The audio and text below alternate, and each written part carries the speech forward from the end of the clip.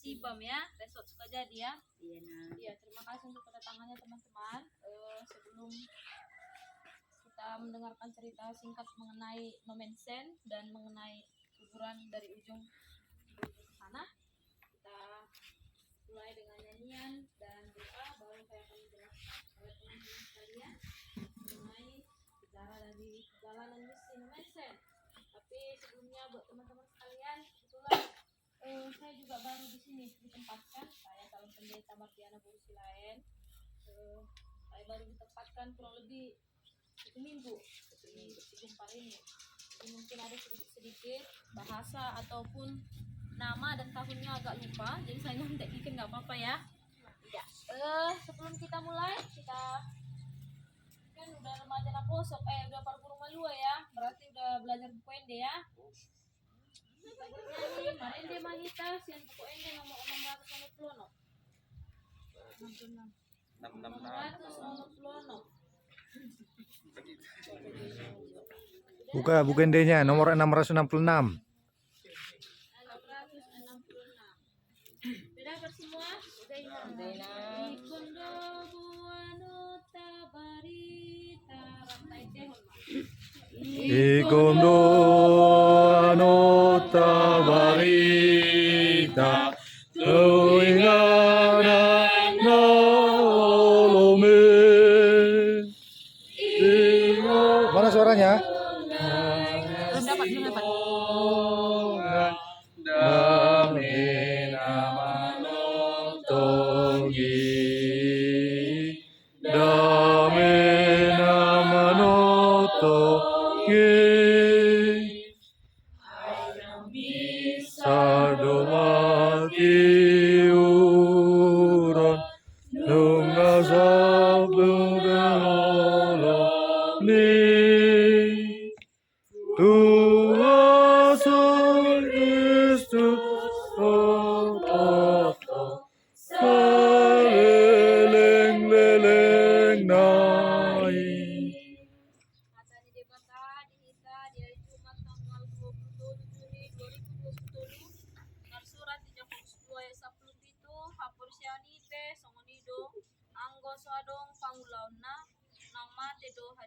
Demikian juga halnya dengan iman.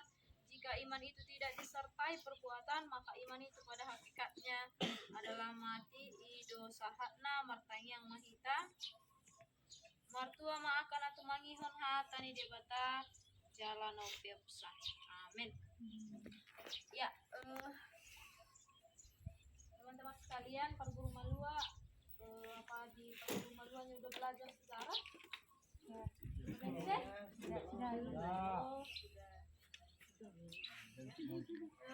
Ada yang tahu Nomensen berasal dari mana?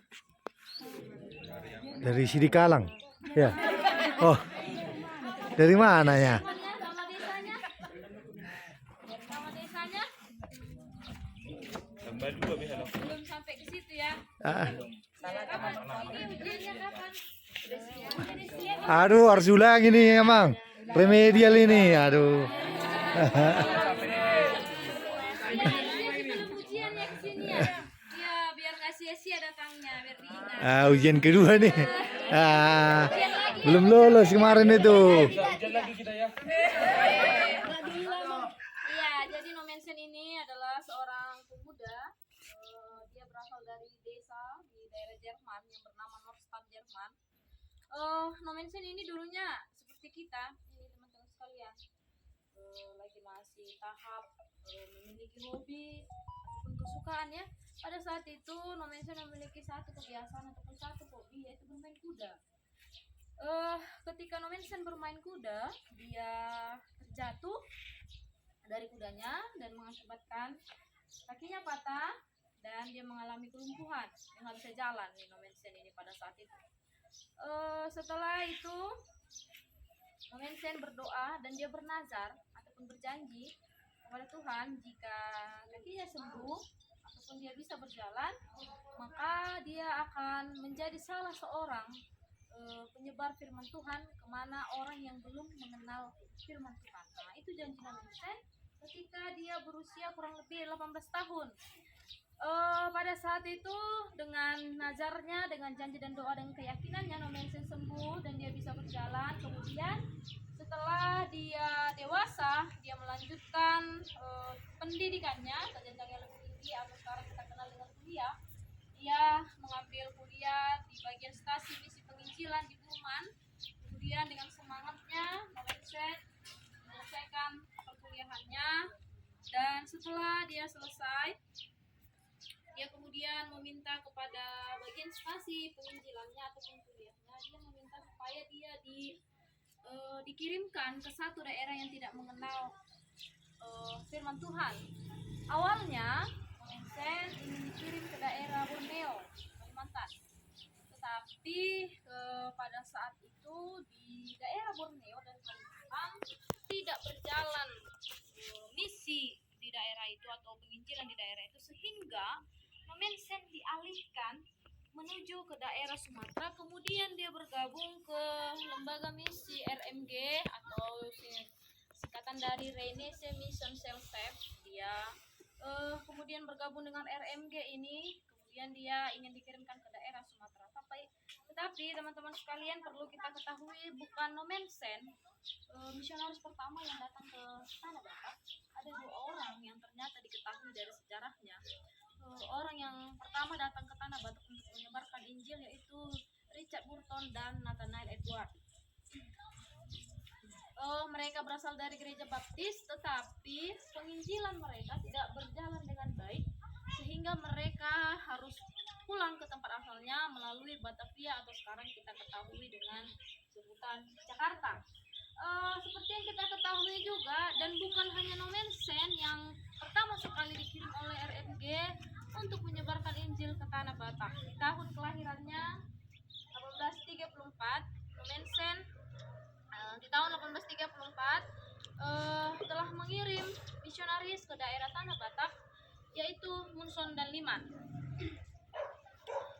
Munson dan Liman ingin menginjili ke Tanah Batak, tetapi tidak berhasil dengan baik. Malah terjadi hal yang tragis kepada Munson dan Liman. Mereka dibunuh dan mereka dagingnya dimakan oleh orang sekitar. Hal itu terjadi karena ada beberapa hal yang mengakibatkan mengapa Munson dan Liman tidak berhasil dan harus berakhir dengan tragis tadi. Yang pertama, ini melalui penelitian yang dilakukan oleh badan RMG yang mengutus 2 orang ke daerah Tanah Batak yang bernama Van der Tuk dan Jung Hon, adalah ahli sastra untuk mengetahui komunikasi ataupun bahasa adat istiadat di Tanah Batak untuk lebih mudah memasuki daerah Tanah Batak. Karena berdasarkan penelitian, ternyata Munson dan Liman tidak berhasil untuk menyebarkan firman Tuhan di Tanah Batak karena yang pertama, pada saat itu terjadi perang Bonjol, yaitu perang antara Sumatera Barat dengan daerah Tapanuli. Ketika Munson dan Liman datang ke Tanah Batak di daerah perbatasan, mereka melihat Munson dan Liman menganggap Munson dan Liman adalah mata-mata Belanda ataupun orang yang ingin berperang dengan Tanah Batak, sehingga dia langsung dibunuh. Dan yang kedua, mengapa Munson dan Liman tidak berhasil? Karena Munson dan Liman tidak mengerti bahasa Batak, sehingga tidak ada komunikasi yang baik antara Munson dan Liman dengan orang sekitar. Maka dari itu orang sekitar menganggap bahwa mereka adalah mata-mata Belanda ataupun sering sekali kita orang Batak mengatakan seputar mata. Setelah kejadian itu, tadi RMG telah mengirim Van der Tuk dan Jung Hon untuk meneliti tentang Tanah Batak, dan penelitian itu berhasil dengan baik, sehingga setiap orang yang ingin menyebarkan Injil ke Tanah Batak pertama sekali diajari mengenai adat istiadat dan mengenai bahasa Batak untuk mempermudah komunikasi mereka untuk mengetahui medan pelayanannya. Dan di tahun 1861, kira-kira kurang lebih 31 tahun usia Nomensen pada saat itu, dia pun dikirim dari Amsterdam. Perjalanannya menuju ke daerah Sumatera hanya 141 hari di kapal laut, tetapi sebelum dia sampai ke tujuannya, tujuan utama Nomensen adalah Sipirok. Sebelum dia nyampai di Sipirok, dia pertama sekali bersandar di Teluk Bayur yang sekarang kita kenal dengan Pelabuhan Padang. Dari Padanglah dia melanjutkan perjalanannya menuju daerah Barus. Di daerah Barus, Nomensen melihat bahwa orang-orang sekitar ataupun masyarakat sekitar telah banyak menganut agama Islam. Nomensen pada saat itu di daerah Barus juga menyebarkan Injil, tetapi karena di sana telah banyak menganut agama Islam, kemudian Nomensen pun tujuan utamanya adalah daerah Sipirok, maka dia kemudian melanjutkan perjalanannya ke daerah Sipirok untuk menemui salah seorang misionaris yang telah ada di daerah Sipirok, yaitu Van Asselt.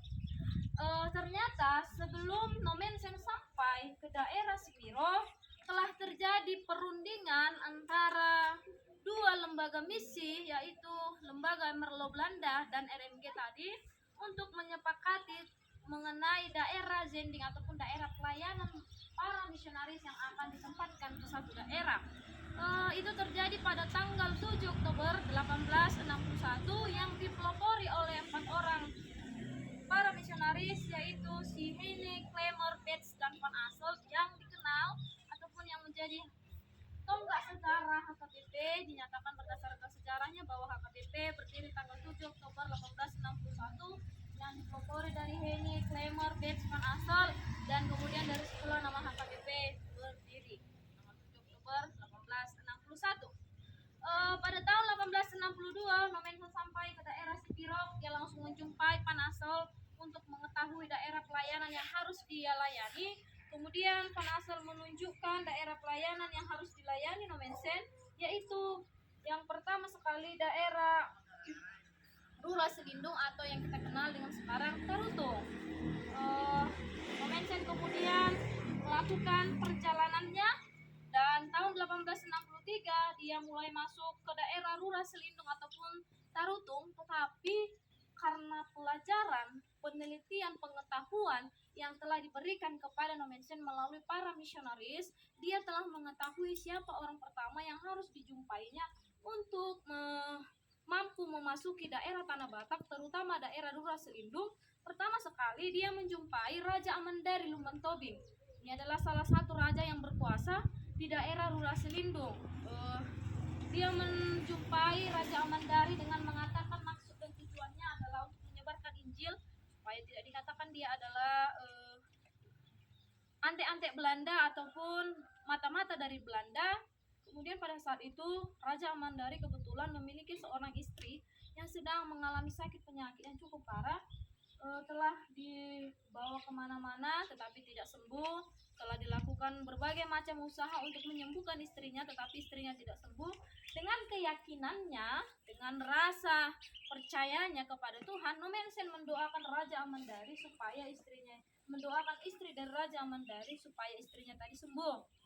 Lalu Nomensen mendoakan, dan dengan kepercayaan dan keyakinannya kepada Tuhan kita Yesus Kristus, akhirnya istri dari Raja Amandari setelah beberapa kali mengalami kepulihan dan sembuh, akhirnya Raja Amandari mempercayai bahwa kedatangan Nomensen ke daerah Rura Selindung bukan untuk mengadakan perang, tetapi untuk menyebarkan Injil ke tanah Batak bagi orang-orang yang belum mengenal Kristen. Lalu setelah itu Raja Amandari dengan rasa terima kasihnya kepada Nomensen, dia kemudian membawa Nomensen untuk menjumpai raja yang paling berkuasa di daerah Rura Selindung ataupun daerah Tarutung yang kita kenal sekarang, yaitu Raja Pontas Lumbantobing. Kalau tadi teman-teman udah dari Raja, ada itu gedung Raja Pontas Lumbantobing. Setelah itu mereka menjumpai Raja Pontas Lumbantobing dengan meyakinkan kedatangan Nomensen murni untuk menyebarkan Injil. Di awalnya Raja Pontas Lumbantobing tidak percaya bahwa Nomensen datang untuk menyebarkan Injil, tetapi dengan kesaksian mata Raja Amandari, dia meyakinkan Raja Pontas Lumbantobing mengenai kedatangan Nomensen tadi. Nah, setelah itu Raja Pontas Lumbantobing pun menerima kedatangan Nomensen dan memberikan jalan yang baik untuk Nomensen untuk menyebarkan Injil ke tanah Batak. Sehingga pada tahun 1864 Nomensen berhasil melakukan permingguan ataupun ibadah minggu di gedung Huta Dame. Dan seperti yang kita ketahui, Nomensen pun telah membaptis dua orang pertama orang Batak, yaitu Simon Siregar dan Jakobus Tambubolon. Kemudian setelah dia berhasil mengepakkan sayap penginjilannya di daerah Rura Selindung ataupun Tarutung, Nomensen tidak merasa puas karena dia memang bernazar dan berjanji ingin menyebarkan kemanapun bagi yang belum percaya kepada Yesus Kristus. Kemudian Nomensen mulai mengepakkan sayap pelayanannya.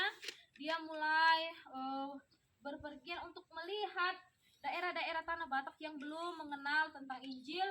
Lalu di tahun 1878 Nomensen mengunjungi daerah Balike. Di sana dia melihat keindahan daerah Balike. Kemudian dia melihat juga bagaimana kehidupan di daerah Balike. Kemudian di tahun 1881 dia mengutus salah seorang misionaris untuk mulai mengepakkan pengabaran Injil di daerah Balike yang bernama Gustav Pilgrim. Dan di tahun 1881 itulah berdirilah Rumah Sakit HKBP Balike dan Gereja HKBP Balike. Kemudian setelah Nomensen berhasil mengepakkan sayap pelayanannya di daerah Balike, di tahun 1884 Nomensen ingin mengepakkan sayapnya ke daerah Laguboti, Sikumpar, Porsea dan sekitarnya ataupun daerah Toba yang kita kenal saat ini. Kemudian di tahun 1884 Nomensen mengirim salah seorang misionaris yang bernama Tuan Bolt untuk menyebarkan Injil di tanah Toba ini. Dan setelah Tuan Bolt mulai melakukan penyebaran Injil di tanah ini, kemudian di tahun 1886 ada hal yang menarik perhatian Nomensen ketika dia datang berkunjung ke daerah Laguboti, Sikumpar dan Porsea. Dia melihat ada hal yang menarik dan sangat kejam terjadi pada saat itu, yaitu terjadinya penyanderaan oleh seorang perempuan yang pada saat itu usianya kurang lebih 18 tahun yang bernama Sondang Sitorus. Dia disandera di tepatnya, kalau berdasarkan sejarah, di daerah di pergudungan Sikumpar ini, pergudungan HKBP Dr. Iel Nomensen ini. Dia disandera, dia ingin dibakar dan dimakan dagingnya dengan kepercayaan pada saat itu raja-raja Batak yang ada di daerah Toba khususnya Sikumpar ini, mereka percaya bahwa ketika mereka memakan daging mereka menambahkan kekuatan. Pada saat itu Nomensen melihat dan ingin menyelamatkan Sondang Sitorus, dan terjadilah kesepakatan antara Nomensen dengan raja-raja Batak karena dia telah memahami apa yang menjadi di tanah Batak, apa yang diinginkan raja-raja Batak, apa yang memang benar yang menggugah Raja Batak untuk mampu menerima kesepakatan yang diberikan. Yang pertama, dia menawarkan 40 keping ringgit Spanyol, 40 keping ringgit Spanyol. Kemudian dia memberikan raja-raja tersebut makan. Kalau di bahasa Bataknya dibilang marsi panganon, dilehom Raja Bataki marsi panganon, karena pada saat itu ketika raja-raja itu diberikan makanan itu dianggap bahwa mereka sangat dihargai dan dihormati oleh orang sekitar. Dan Nomensen melakukan hal itu yang mengakibatkan raja-raja Batak tersebut menjadi luluh dengan perlakuan etika kesopanan Nomensen kepada mereka. Kemudian mereka pun melepaskan sandera mereka, yaitu si Sondang Sitorus, dan kemudian Nomensen mengembalikan Sondang Sitorus ke tempat dia berada. Kemudian setelah itu Nomensen mulai berteman dengan salah seorang, kebetulan dia adalah pemilik dari pergudungan ini. Dia adalah bernama Panduan Napitupulu. Dia berteman dengan Panduan Napitupulu, dan kemudian Panduan Napitupulu memberikan satu tempat kepada Nomensen, yaitu daerah pergudungan ini mulai dari ujung sampai ujung untuk stasi pelayanan misi Nomensen guna untuk mempercepat misi pelayanan Nomensen, yaitu daerah Simalungun dan Samosir. Nah, ketika Nomensen melakukan pelayanan stasi misi atau penginjilan kepada bangsa Batak, dia tidak semata-mata langsung pertama sekali membangun sebuah gereja. Jika teman-teman melihat di daerah gereja pelayanan yang pernah didatangi Nomensen itu selalu ada bergandengan dengan sekolah dan balai pengobatan. Karena ketika Nomensen datang ke satu tempat, dia melihat apa yang diperlukan oleh orang sekitar. Yang pertama, dia melihat terlebih di daerah Sigumpar ini, dia melihat bahwa pendidikan sangat minim di daerah ini. Kemudian dia membangun sekolah. Pertama dia membangun sekolah perempuan. Kalau kita lihat di samping kita ini, dulunya adalah sekolah perempuan yang diajari oleh Frida Nomensen, putrinya. Ya. Ini adalah dulunya sekolah perempuan. Dia diajari oleh Frida Nomensen. Di sana para perempuan diajari bagaimana menjadi masyarakat, menjadi seorang perempuan, bagaimana hidup bermasyarakat menjadi seorang perempuan. Lalu sekarang itu sudah tidak ada lagi sekolahnya, tetapi di ujung dari pagar gereja KBP Dr. Iel Nomensen dulunya juga adalah sekolah khusus laki-laki, ada khusus perempuan, ada khusus laki-laki. Lalu di samping sekolah khusus laki-laki itu dulunya juga ada satu tempat untuk belajar para misionaris sebelum mereka dikirim ke berbagai daerah, misalnya daerah Simalungun ataupun ke berbagai daerah, mereka diajari mengenai bahasa daerah yang mereka tuju. Misalkan mereka dikirim ke daerah Simalungun, mereka harus mempelajari bahasa Simalungun untuk mempercepat pelayanan mereka, karena komunikasi adalah cara terbaik untuk melayani setiap orang yang belum percaya kepada Injil. Kemudian setelah itu Nomensen pun melihat ada hal yang sangat genting terjadi di daerah ini, yaitu banyaknya angka kematian ataupun tingginya angka kematian perempuan Batak yang diakibatkan oleh melahirkan. Lalu Nomensen melihat dan kemudian dia membangun satu balai pengobatan, masih berdiri sampai saat ini tetapi sudah tidak menjadi balai pengobatan, telah menjadi rumah dari salah seorang jemaat dari HKBP Dr. Iel Nomensen. Dia berada di ujung jalan ini, tidak sampai ujung jalan. Itu adalah balai pengobatan untuk balai kesehatan untuk mengurangi tingkat kematian perempuan Batak di tanah Batak, khususnya daerah Sigumpar ini. Dan itu dipegang oleh Suster Liseta Neman. Dia adalah bidang kesehatan yang dipercaya Nomensen untuk di balai pengobatan yang didirikan oleh Nomensen. Nah, untuk kemudian setelah Nomensen berhasil meningkatkan mutu pendidikan, meningkatkan kesehatan, barulah dia membangun sebuah gereja. Dulunya gereja HKBP Dr. Iel Nomensen berada di tengah-tengah dari sekolah ini, yang beralaskan tanah liat tapi sangat disayangkan, tidak ada lagi puing-puingnya. Kemudian Nomensen juga untuk mempercepat stasi pelayanannya, dia membangun di ujung jalan ini, jika kita lihat itu adalah Danau Toba. Dulunya dia membangun di situ adalah pelabuhan untuk mempermudah pelayanannya menuju daerah Samosir, daerah Jibata, Simalungun, supaya dia lebih mudah untuk menuju daerah-daerah tersebut. Nah, hingga akhir hayatnya Nomensen tetap setia melayani di tanah Batak ini, khususnya di Sigumpar.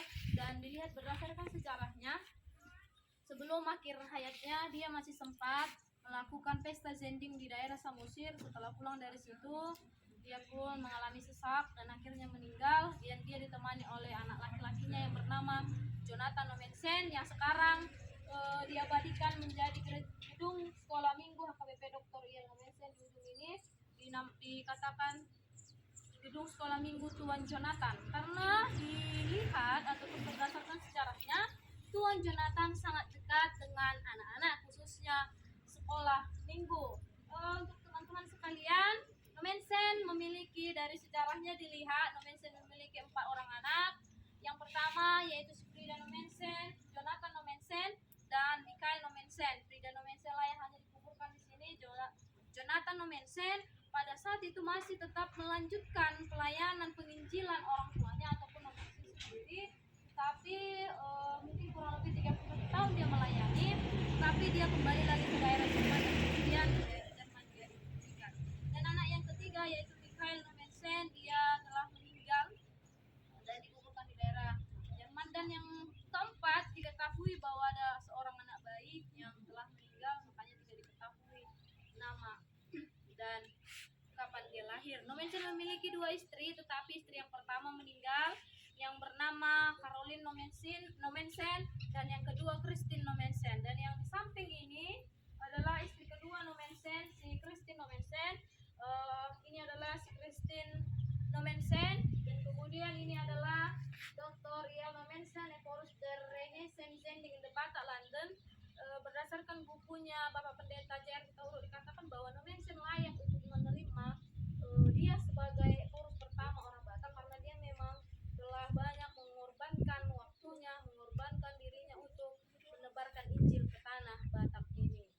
Mengapa Nomensen dan Christine Nomensen disatukan kuburannya? Untuk menyatakan bahwa Nomensen dan Christine Nomensen lah yang suami istri dikuburkan di sini. Nah, seperti tadi yang saya kejelaskan, ini adalah Frida Nomensen, putri dari Nomensen, yang membantu dia dalam pelayanan stasi misinya di bidang mengajari perempuan Batak, khususnya di sekolah SD, sekolah perempuan.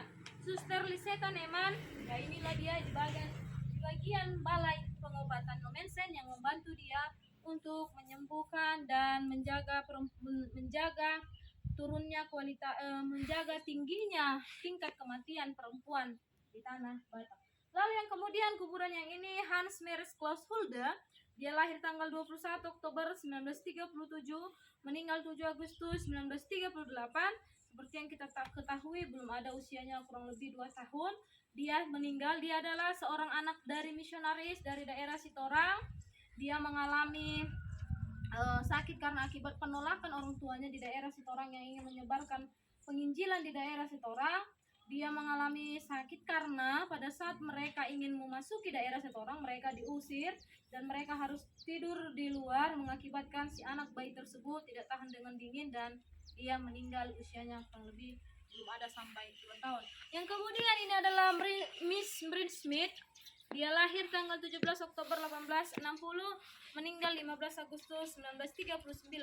Brin Smith adalah yang membantu Nomensen dalam stasi pelayanannya. Dia di bidang staf kantornya, yaitu dalam hal surat menyurat, terutama menyurati ke daerah Jerman ataupun ke daerah lainnya untuk membantu misalkan ada yang kurang di daerah tanah Batak ini.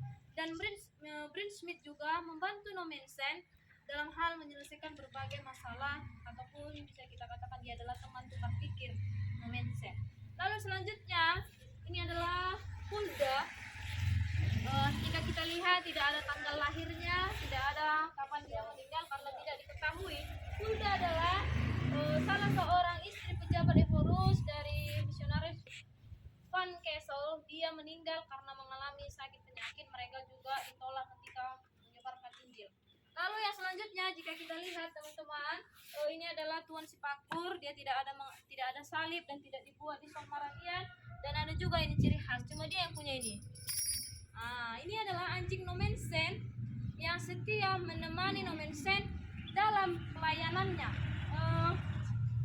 Meskipun orang Batak telah mendengarkan Injil, tetapi mereka masih saja ada yang ingin membunuh Nomensen, sehingga dengan kebijaksanaannya ketika Nomensen diundang untuk melayani di satu stasi misi pelayanan, dia akan membawa Tuan Sipakur untuk menemani dia dalam pelayanan itu. Ketika dia diberikan makanan, pertama sekali yang mencicipi makanan itu adalah Tuan Sipakur.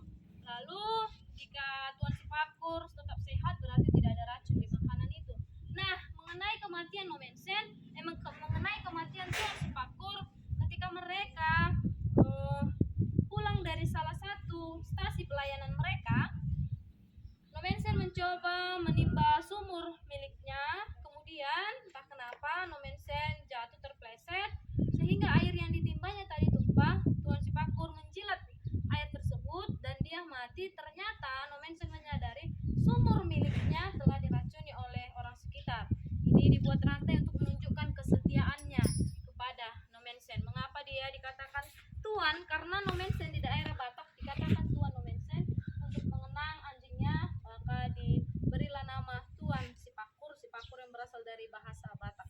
Lalu yang kemudian Magdalena Kaiser, lahir tanggal 26 bulan 12 tahun 1939, meninggal tanggal 24 bulan 6 tahun 1940. Di sini tidak ada dibuat di Maradian, tidak ada dibuat tanda salibnya karena Magdalena Kaiser meninggal sebelum dibaptis. Dia adalah anak dari salah seorang misionaris dari daerah Tampahan. Mereka juga mengalami penolakan oleh orang Tampahan sehingga dia meninggal karena mengalami sakit penyakit dan belum sempat dibaptis. Makanya dia belum ada salib dan tidak dibuat di son meridiannya. Ya, demikianlah mengenai penjelasan tentang Nomensen dan kuburan yang ada di sini. Teman-teman, Demikian penjelasan dari tentang makam para penginjil Nomensen.